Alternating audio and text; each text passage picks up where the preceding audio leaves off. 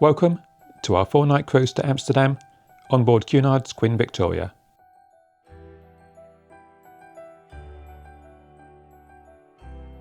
We had a long drive south from Scotland,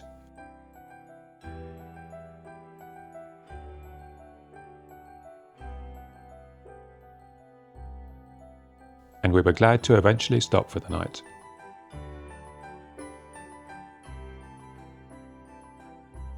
Next morning, we finished the journey south, parked up in the West Quay car park in Southampton,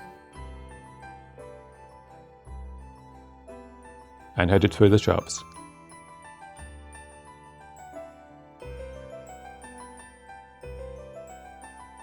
As we were pretty early, we went for a coffee and a muffin in John Lewis, where we had a glimpse of MSC Preziosa and Queen Victoria in the cruise port.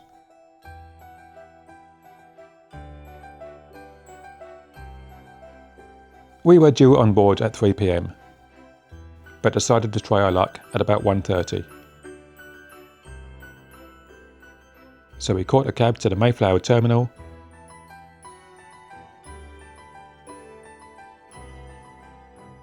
where we dropped off our luggage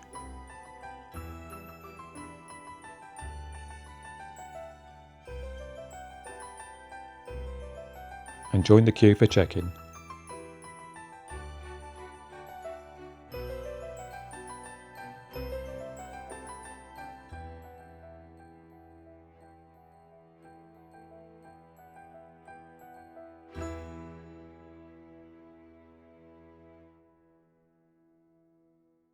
And shortly after,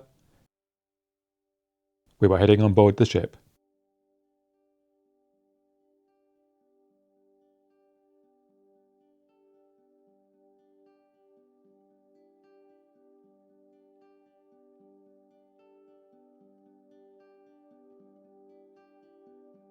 This was our first time travelling with Cunard, and we were both excited to check out such an iconic cruise line.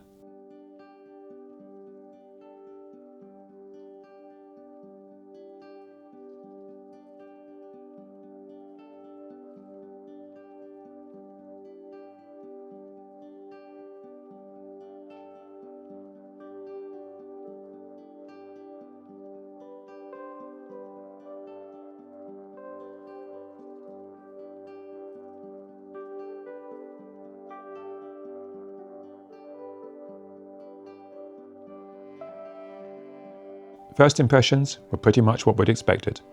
Plenty of wood, brass and Art Deco features.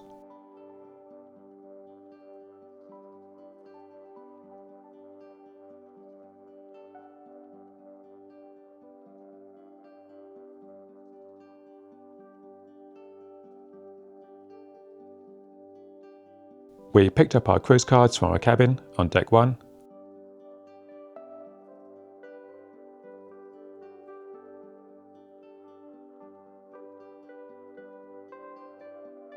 and walked up a flight of stairs to the Britannia dining room, where we checked in at our muster station.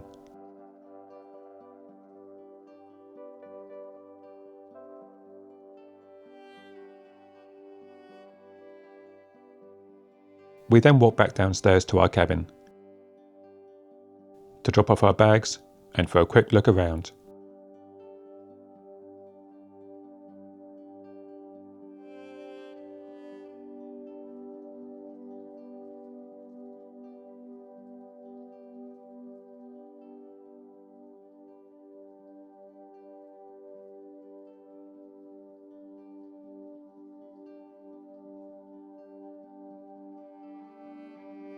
We'd booked an outside cabin, ideal for Northern Europe in winter time, and we were really happy with the space and amenities. I'll post a full cabin tour on our channel later.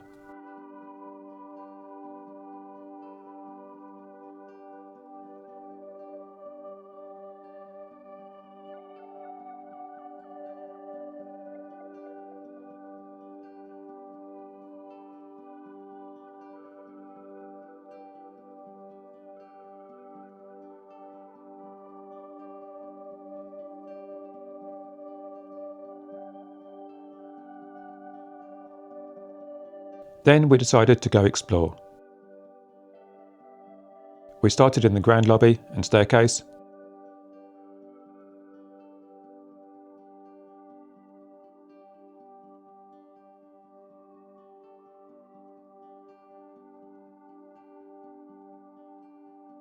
then paused on deck 2 at the chart room for a Cunard Gold and a Martinium, which were both very welcome.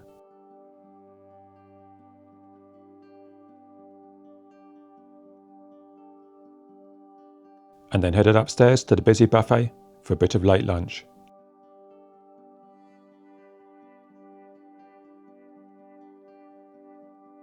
From there, we walked through to the winter garden and sat down for a couple of drinks.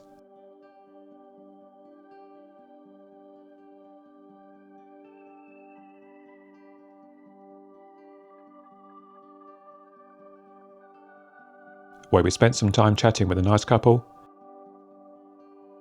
before we noticed the ship was moving.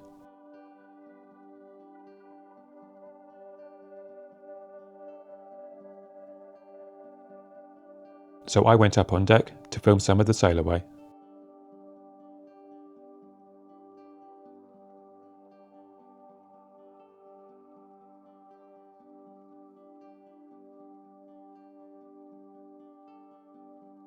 The weather was nice for November, but pretty fresh and breezy, so I didn't stay out too long.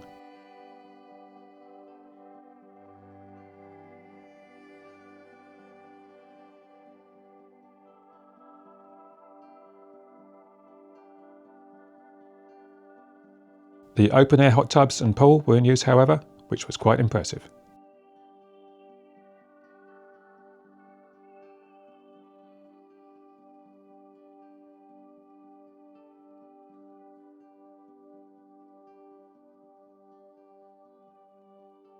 We'd been assigned freedom dining, which suits us just fine. So we went and changed for dinner,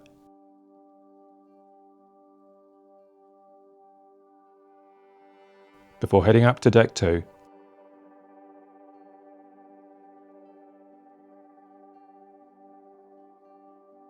And the beautiful Britannia restaurant,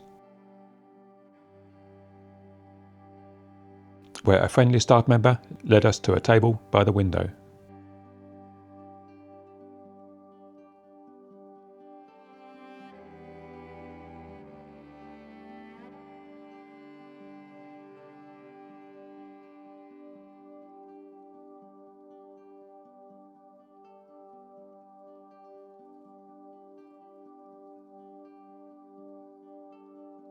The menu choices were pretty good and sounded tasty.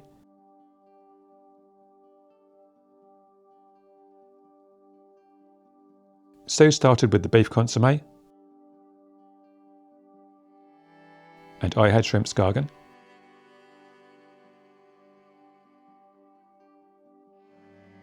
Then I had the consommé as a soup course. For mains, Sue's had the spiced cauliflower pativier, and I had the red snapper with pasta.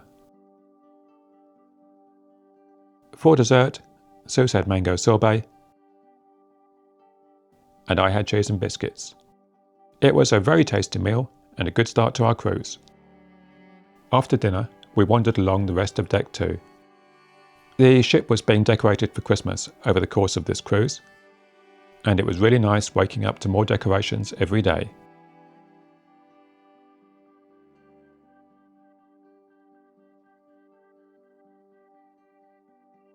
We got our first look at the famous Queen's Room, which is a really grand space.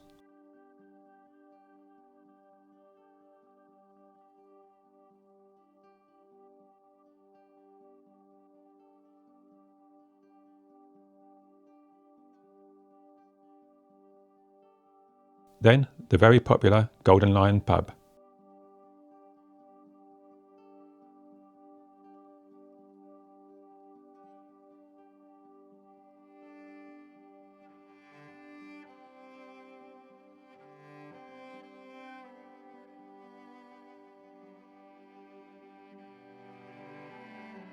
And finally, the Royal Court Theatre at the front of the ship.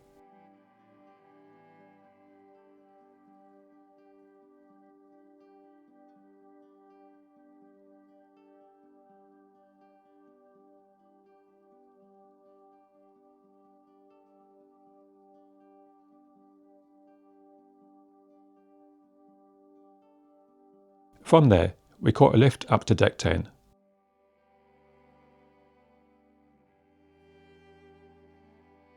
And headed to the Commodore Club.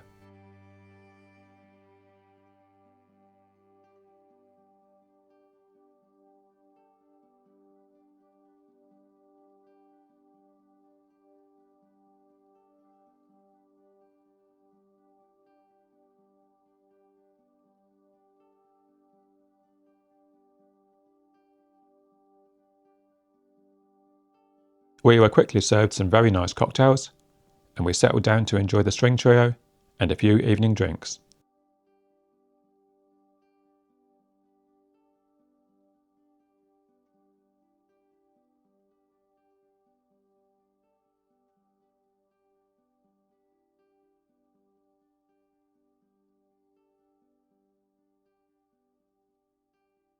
As the evening wore on, the Commodore Club emptied out as people went to late dinner and the shows.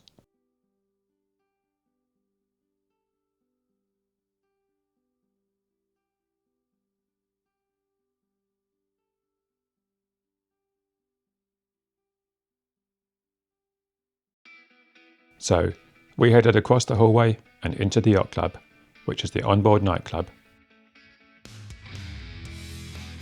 There was a really talented husband and wife duo playing some great tunes.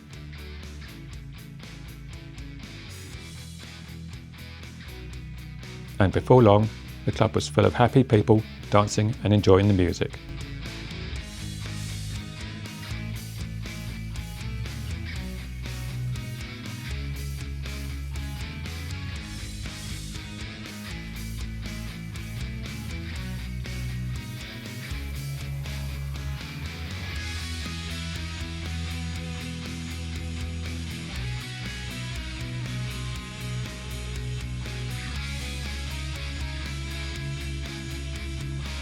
We stayed for a couple of late cocktails.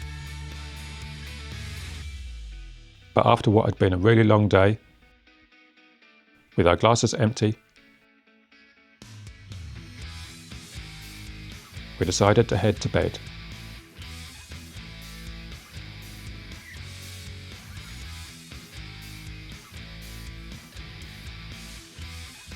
Our bed had been turned down with a couple of tasty chocolates and tomorrow's programme.